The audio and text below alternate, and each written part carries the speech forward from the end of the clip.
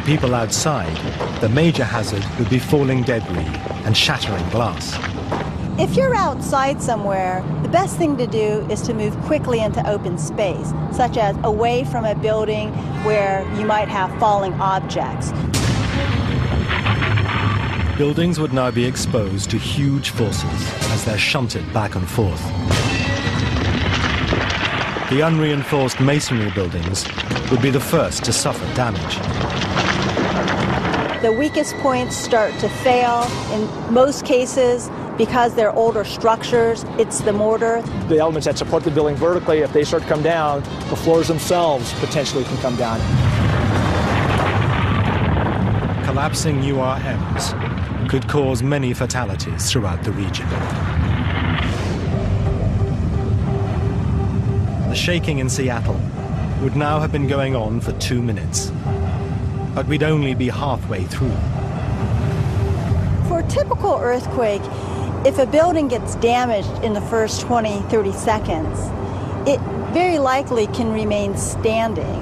But if that damaged building is shaken for another 3 minutes, then that damage can propagate into collapse.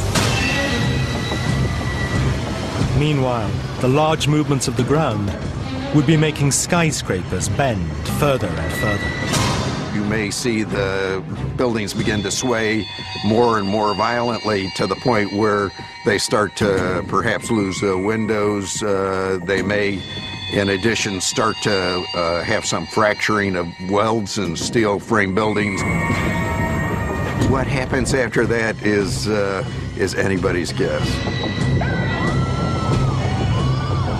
The worst case scenario would be the total collapse of a high-rise building.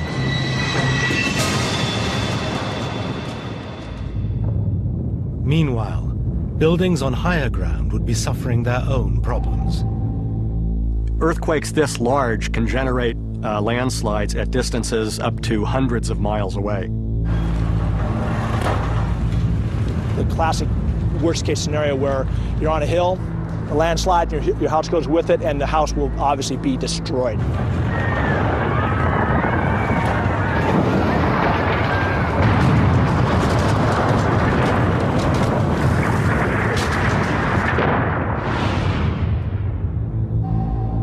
Five minutes after the start of the earthquake, the rupture would have reached the northern end of the fault.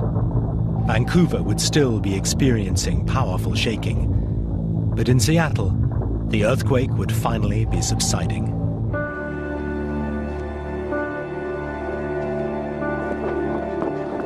For people in buildings that have suffered structural damage, now it would be time to evacuate. What would have felt like the longest few minutes of people's lives will finally be over. But on the coast, the ordeal would have only just begun.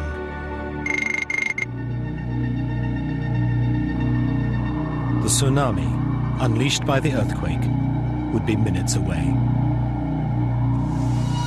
For the Pacific Northwest, the tsunami warning system that should save lives across the world would be virtually useless.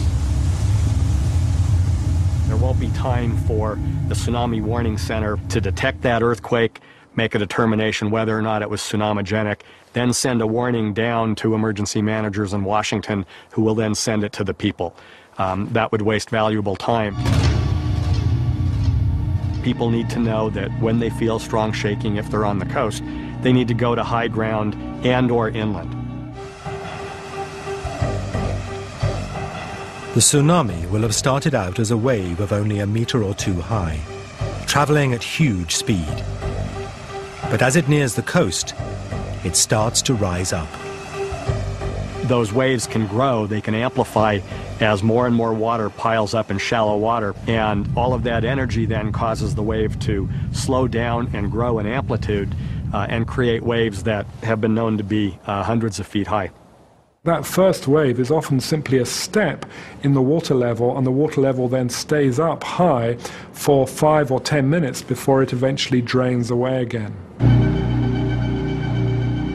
Just as happened in Indonesia, within half an hour of the earthquake, the tsunami would rush onto the land. more like an ever-growing tide than a normal wave. Anyone who doesn't manage to get inland or to high ground in time would be unlikely to survive.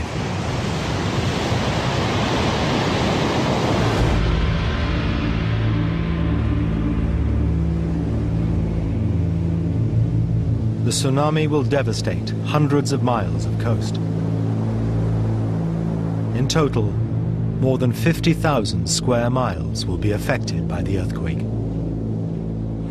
Unfortunately, I don't think people understand that a Cascadia earthquake is going to be so very different than the other types of earthquakes that we've all experienced, or many of us have experienced. One of the main differences is that it's going to affect such a large region. It's not just going to be city of Seattle or city of Portland. It could be an 800-mile stretch of Washington, Oregon, and California that gets affected.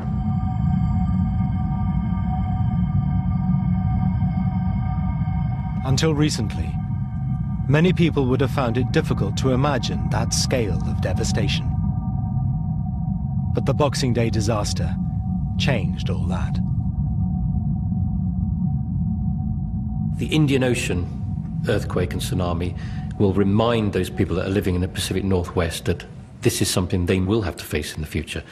And the window of opportunity that now exists should be used to make sure that the people that live in that part of the world are educated in terms of how to respond when the earthquake happens. Quickly, all of you. The simple knowledge that after an earthquake, people should move away from the ocean and to high ground can save lives.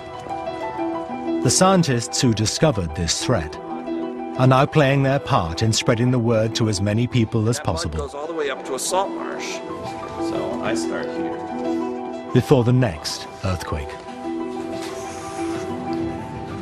We know that this Cascadia earthquake is imminent. It's imminent in geologic time. So basically, we're in a race against time.